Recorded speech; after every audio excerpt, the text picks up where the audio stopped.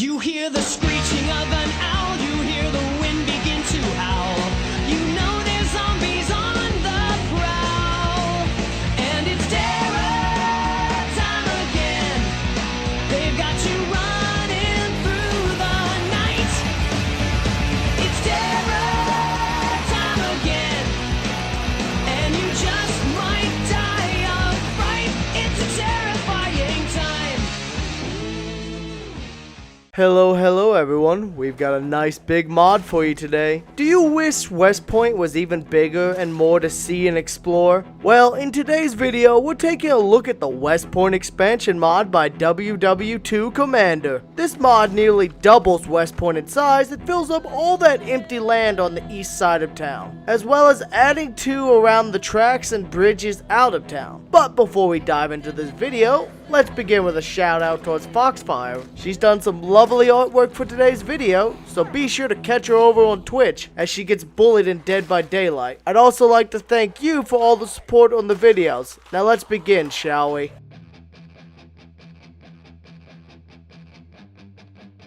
This personally seems like a good starting off point and reference point in my opinion, as it's located directly south of Twiggy's Bar, a well-known and popular establishment in this region, and this provides a good landmark to start your entry into the new part of the map. This place may or may not have been a slight reference in name to Ratchet & Clank's Big Al's Robo Shack, a long-running character who often served as a robot upgrade sales place, which would be fitting as this is a mechanic shop. Otherwise, much like vanilla mechanic shop, this place has a decent variety of car and hardware related loot, including 2 shipping containers in the back that can contain loot, as well as plenty of vehicle spawn points, so you can get lucky and snag yourself a sweet car to explore the region in.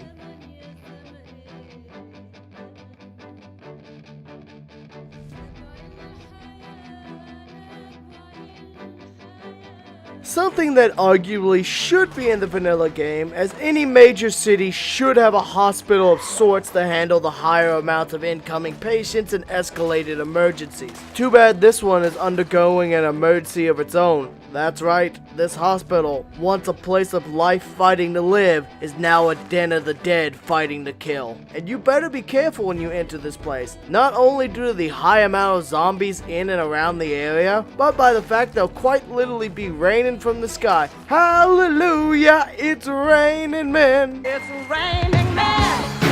Hallelujah, it's raining men.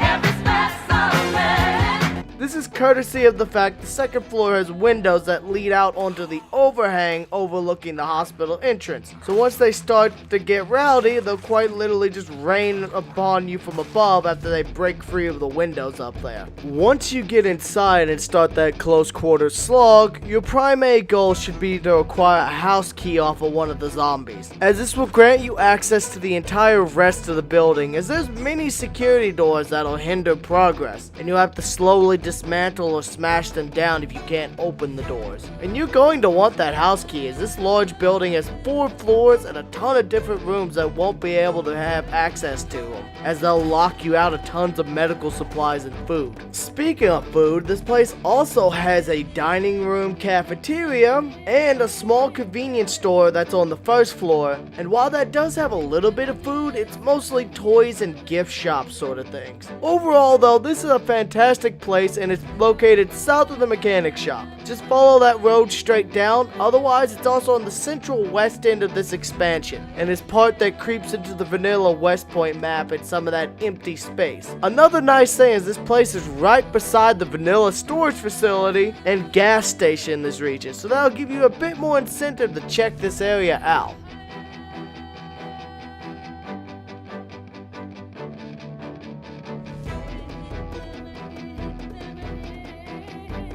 Located on the northern end of the town, right by the rail and car bridges out, this place provides you a nice little last stop strip mall that you can raid for a variety of supplies. Maybe on your way out of town to Valley Station? Or maybe this is your first stop on your way back into town and you need a place to loot and get back on your feet. Well, this place has you covered in a variety of loot. There's around a dozen businesses that run the gauntlet, from food and restaurants to jewelry to a gift shop with a variety of random crap. And even a home goods store that sells a lot of furniture and the like, as well as a lot of home electronics related media, like how to use generators or a huge variety of the new CDs. There's something for everyone in this little strip mall. Hell, there's even a small legal service office that you could raid for a little bit. Not sure why, but hey, you can do it. I also like the fact there's a small bookstore and a good sized sports store, giving you a good supply of a lot of different equipment.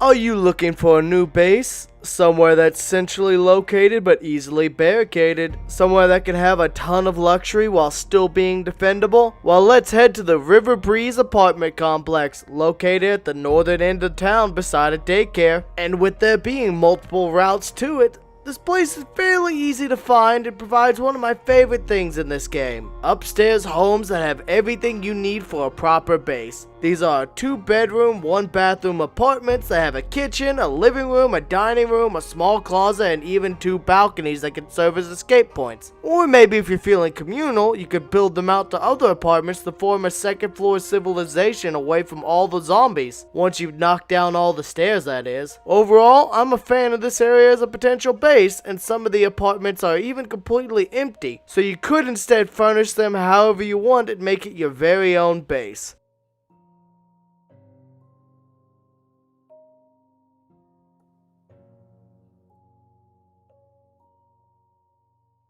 This little store is located on the eastern edge of town in a fairly secluded area. This is a general store. This is another last stop sort of area, as it's located on the road that would normally lead to the alternate bridge into Valley Station. This is another highly excellent base location due to its higher seclusion from the rest of the town, while still being close enough to, say, the trailer park to raid for supplies. And with it being right by a road out of town, it serves as an excellent escape point if your base does happen to get overrun. What makes this an excellent base, however, is the fact it has a gas pump, tons of various supplies including food, farming, and hardware, and a second floor home above the store that has 2 large bedrooms, a closet, a kitchen, living room, and bathroom. It probably would be one of my go-to bases in the area if I play this mod much after the video. Overall though, I dig the area, plus it's a nice looking house, at least till it's been barricaded and shattered a few times over and over again.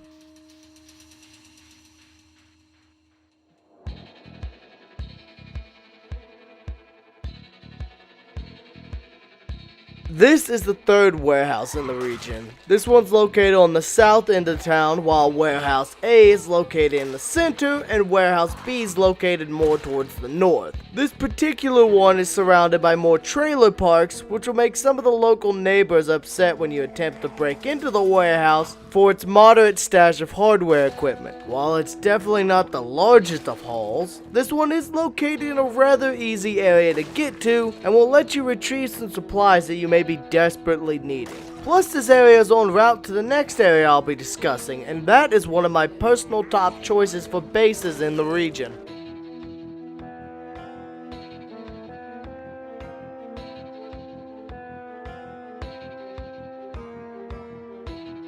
If y'all know anything about my playstyle by now, then it should be that I like well-isolated bases that are far out of the way, with access to a decent amount of resources. And this farmhouse is of no exception. While it's not as good as the Muldraw farmhouse, this farmhouse is composed of 3 buildings. 4 if you count the next entry as it branches off from the farmstead. Let's start with the home, that being a rather large 2-story farmhouse with 3 upstairs bedrooms, 2 bathrooms, an office, and a large kitchen and dining room. There's plenty of space here for any player needing a secluded base easily found. There's also to the west a nice big barn that has some extra hardware and a second floor, but be careful, There is no railings on the second floor, so it's very easy to fall off and break your legs trying to get those other hardware crates. And to the east, there's a small tool shed, which has even more hardware loot. Combine this with the next entry, and this area is definitely of interest if you want to live on a farm.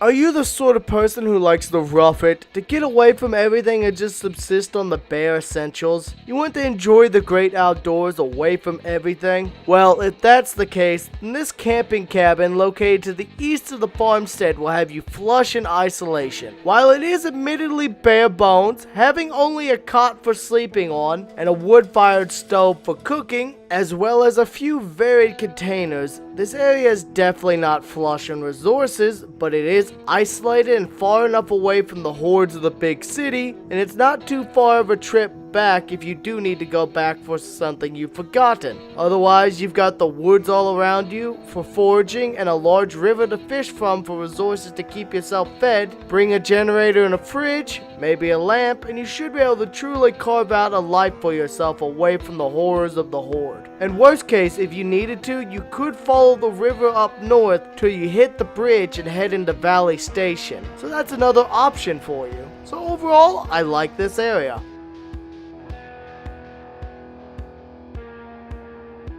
Overall, I'm a fan of this mod. This may honestly make into a frequent rotation for my streams, as this map mod just feels like a damn nice expansion on the Westpoint, making it even bigger and more interesting to explore. This gives you a lot of hella nice options, and what's even better is I've only shown you a fraction of what's here. This mod has 39 areas of interest noted in its map image alone, which breaks down many of the places you can go. Which, on a side tangent, I'm really happy they included this nice quality map on the Steam page. It really did make finding interesting locales that much easier, as I didn't have to waste time eyeballing a map and wandering around nearly as much as I do with some map mods. So go out, explore. There's a lot to see and enjoy, especially as it still includes the entire vanilla map, and Westpoint is cleanly integrated into it. Good shit, World War II Commander. Love your work, mate, and I think this just about wraps up today's video. I hope you've enjoyed it and found yourself yet another interesting mod for your experiences. I'd like to give one last shout out to Foxbar for lovely artwork. Go watch her die on Twitch, and thank you all for the support. This has been Core, and I'll see you next time.